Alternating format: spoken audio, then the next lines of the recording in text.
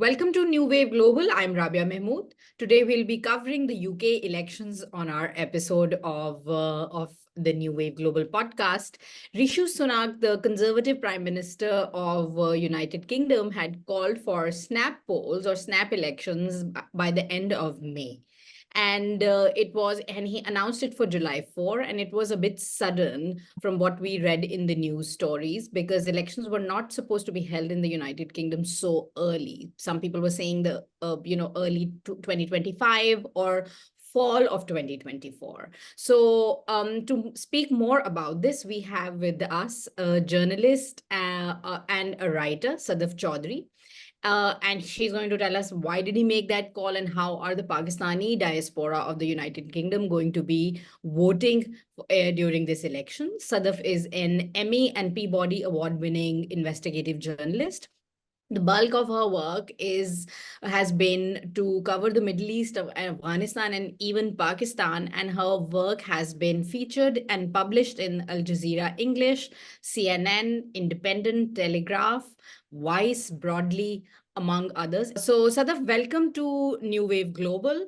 And thank you for joining us to speak to us more about this, because when we spoke to you, you were like, okay, I'm going to think about how the Pakistanis and do your due diligence on how the Pakistanis are going to be voting in this election. And I remember you said that this is an important election.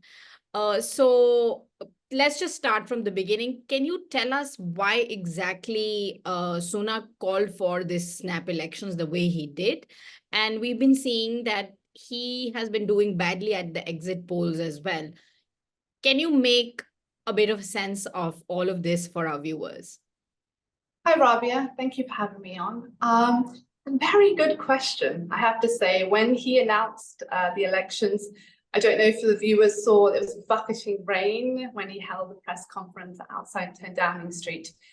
And most reporters didn't quite understand why now. But then if you look at his ratings, they just continuously declined. So you have to ask, now, then, or tomorrow, it doesn't really make a difference at this point. He may as well just call them now, because at least he has some vote support. It may be nominal, but I felt like if he waited a few more months or till the next scheduled election, the Tory party could be in a much worse position. So from that understanding, you can understand why he thought, okay, now let's just take a risk.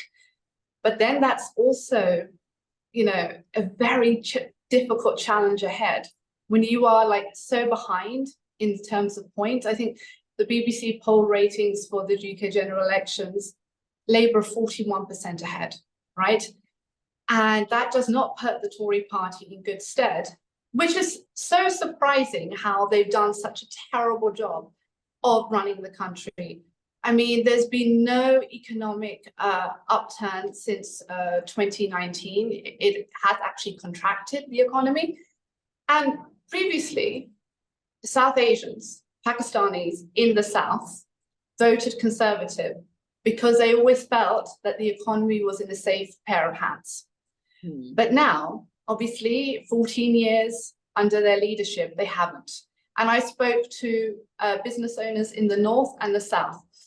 And predominantly in the North, Muslims, where the largest amount of Muslims actually live, they vote Labour, right?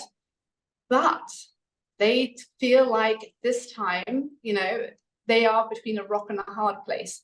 The ones in the South, they're not going to vote Conservative, but they also don't want to vote Labour. And that's based on three very important issues: the National Health Service, the economic future for young people themselves, pensions, and thirdly, the situation in Israel.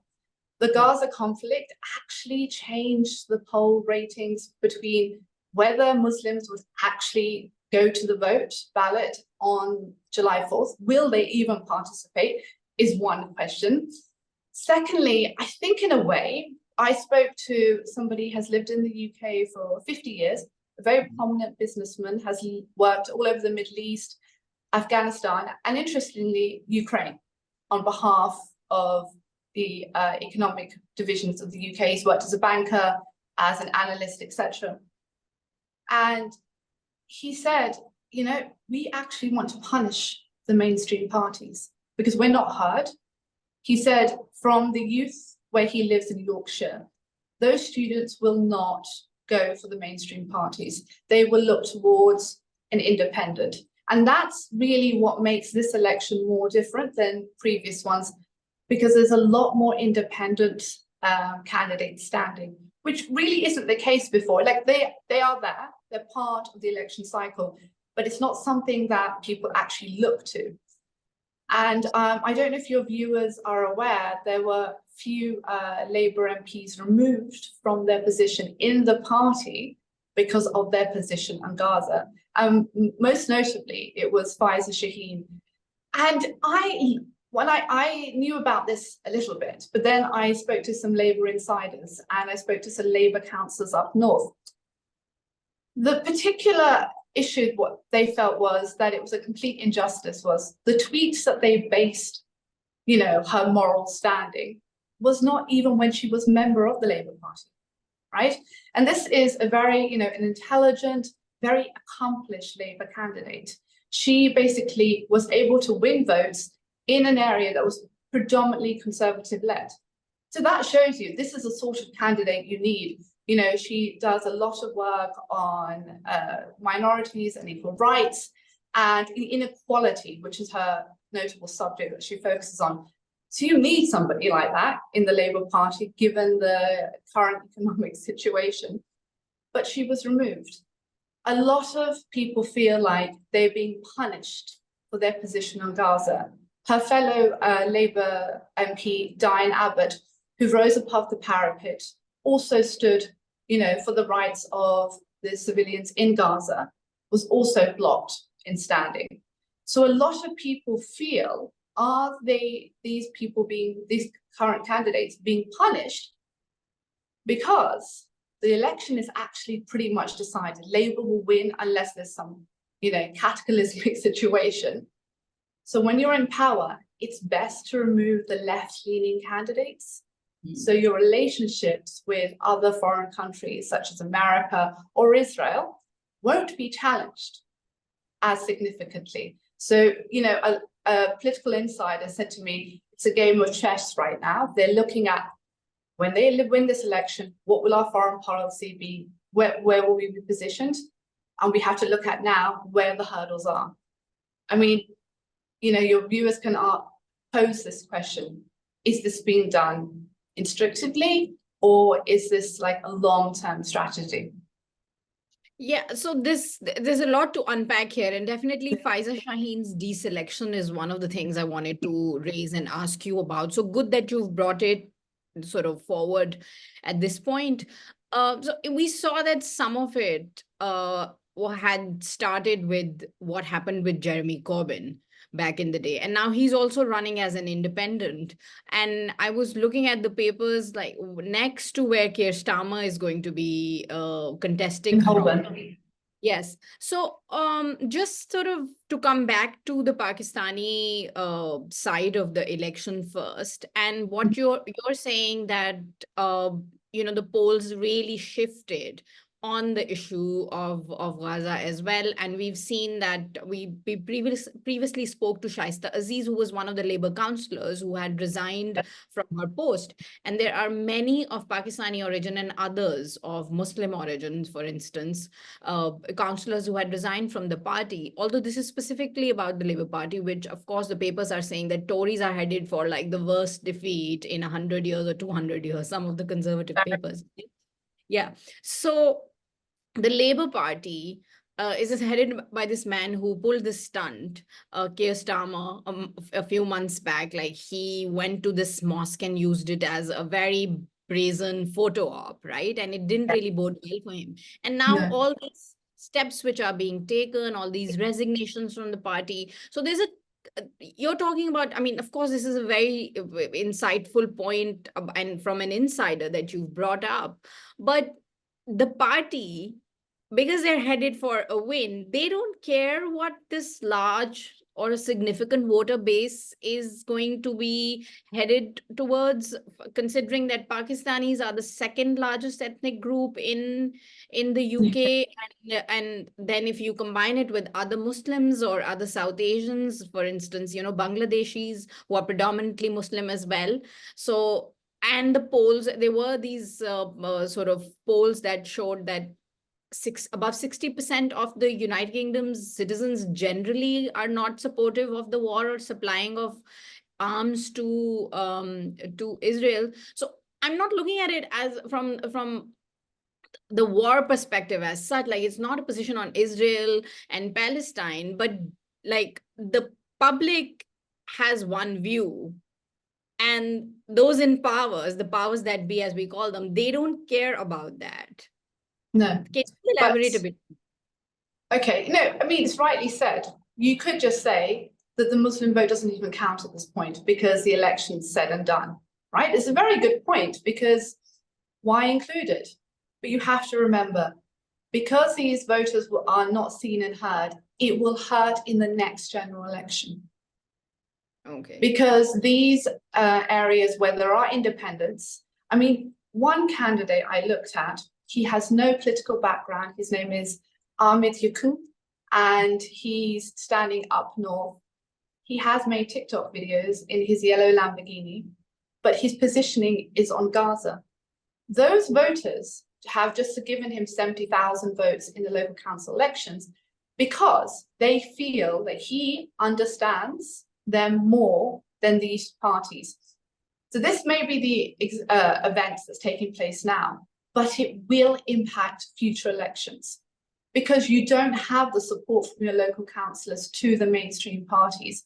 So imagine if there's, like in Rochdale, where George Galloway is standing now, or Faisal Shaheen, or where Keir Starmer is standing now in Holborn. If the candidate below Keir Starmer gets a significant amount of votes, they could win next time because you haven't built up the electoral support from the constituencies in that constituency. So I think these MPs have to think about the long term, not the short term now, where the election has given Labour a lead.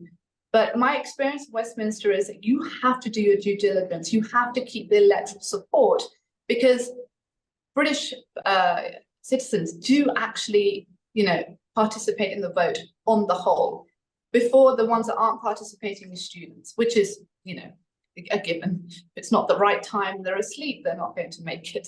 But on the whole, these MPs are very concerned about the forthcoming election, not this one. They're really concerned about, we're losing a significant swing vote, and that will impact them long term. Okay, so what about the independents? Like you've mentioned that this is a new thing. Do you think the independents are going to create a disruption of sorts in this election, on the one on July 4? I think they are. I mean, if you look at the Reform Party led by Nigel Farage, I mean, this party is set up to basically cause divisions. They're very divisive. Most of their rhetoric is not based on facts. I mean, he explained that he went to Oldham and people there don't speak English and they don't hold British values. But the Ipsos Mori polling, which is an organization that collates all information from different smaller polling agencies and then defines results. And they found, actually, from looking at surveys up north all the way down to the south of England, British Muslims identify with British values more than the general public at 55%. Mm-hmm. So this Reform Party is just there to, I think, help the Conservative Party to pull in a few votes. But I don't think in the long term they will do so well. Maybe candidates like Jeremy Corbyn could go from previous support, but also during his tenure as leadership of the Labour Party, he was not looked at favourably in terms of economic stance. So he may collect a few votes, but I think right now, this is probably the building blocks for candidates, for independent candidates. I think other parties such as the Liberal Democrats will do better because they're very focused on the National Health Service, where a lot of people in the borough that my parents live in, those Pakistanis feel National Health Service is the top priority for them. So they may pick up votes, but I don't think it will impact the elections so much. I think mainstream parties still really define which direction the UK will head towards. Okay, so you're saying that after the election after this one is going to be the real defining one. That's be the telling point, yes. Okay, so to come back to the Pakistani voters specifically, what are some of the issues which the Pakistani sort of larger community, of course, like there's a divide in the north and south, and there's definitely a class divide as well. But how have they, what are some of their key issues, the key concerns beyond the current affairs and international political concerns? You mentioned this gentleman who said that we want to punish these parties. But what are the issues at home? For instance, the Pakistani youth in the UK, what are their concerns? What are their demands? The main issue, it doesn't matter which Pakistani you talk to, north or south, the economy. Unemployment is so high. The OECD results have put the UK and Costa Rica in the same alignment. So, the economy is a real pushing point for most of the electorate. Reason is, you graduate university now, getting top jobs is incredibly difficult. Getting first-time buyers onto the, housing ladder is incredibly difficult. You need a deposit over 50%, which is impossible given that, salaries have not risen because the economy has contracted. The second real big issue is National Health Service because, most people rely on this service, and this service has been exploited, by the Conservatives, on which they have to take some accountability because they've been in power for 14 years. Whether it's from data breaches, whether it's from the salary codes for doctors and nurses. I mean, there was a very viral news report that it made more sense for newly graduate doctors and nurses to go and work in a supermarket like Sainsbury's than it would to take an employment in the hospital. They are overworked, underpaid, which will lead to significant challenges. The quality of healthcare is abysmal. I mean, waiting times for specialist services and operations has increased 50 to 60%, and that's a really worrying point. And that's not just, British Muslims. I think that would be overall in the UK. That's a real important issue. And I think thirdly, it would be surprisingly, which I also was surprised, but this I found mostly from the youth demographic, was the environment. They don't feel like they're adhering to green policies. I mean, climate change is a very pronounced issue for the student vote. And I don't think either of those parties have, especially, I think it was noticed in the debate, it didn't really come up between Keir Starmer and Rishi Sunak. So those are the three issues that are quite important. But I think overall, it's going to be the economy that really determines which way the election results veer towards. So, and because we're speaking about diaspora, what about immigration and what all has been happening and what the Tories have done to this issue? Do you see any shift in those policies, or are these things just beyond? It doesn't matter which party comes into power? I mean, sadly on immigration, even with Labour taking over, the Rwanda policy is not going to be removed by the Labour Party, unfortunately. Brexit, which was really the bullet by the Reform Party, which is led by Nigel Farage, is not going to be, rescinded. Brexit will continue. And interestingly enough, I spoke to some people in the Tower Hamlets, which is a Bangladeshi community. And I was quite surprised because I didn't notice it at the time because I wasn't looking at it in detail. A lot of Bangladeshis voted for Brexit, which they deeply regret now. One, because Bangladeshis didn't come over, because a new set of policies and point system was implemented, so it made it much more difficult. Secondly, tariffs on food products, because this is a community that runs a lot of restaurants and food businesses. That actually impacted them very negatively on terms of their balance sheet when they look at it post-Brexit. So it's immigration, sadly, is going to be a problem that will only increase. Doesn't matter who takes control of the UK, because it's become very isolated. I mean, Brexit removed its most lucrative client, being the European Union. We don't have enough immigration to deal with people filling service role jobs, because on the whole, British white individuals do not do those jobs. So we can't fill them, such as fruit pickers in the farms, labourers on sites. These positions, plumbing, engineering, are left wide open. And also healthcare, you know, in terms of people helping the elderly, those positions aren't being filled either. So it's having a real negative impact. And I think I spoke to a very leading business, I would call him an entrepreneur. I can't mention his name because he wanted to basically tell me off the record. He said he would move his enterprise out of the UK if it continued currently, because he doesn't have the staffing to fulfill, the output. So this issue of immigration, I think, unless Keir Starmer is able to change the direction, is going to have a very negative impact. Suddaf, are you heading home to vote? Yes, I really wanted to, but I just received a note from my airline. I will miss it. Okay. Because I was supposed to fly on July 3rd in order to vote on the 4th, but I now no longer will make it. Which I'm very disappointed by.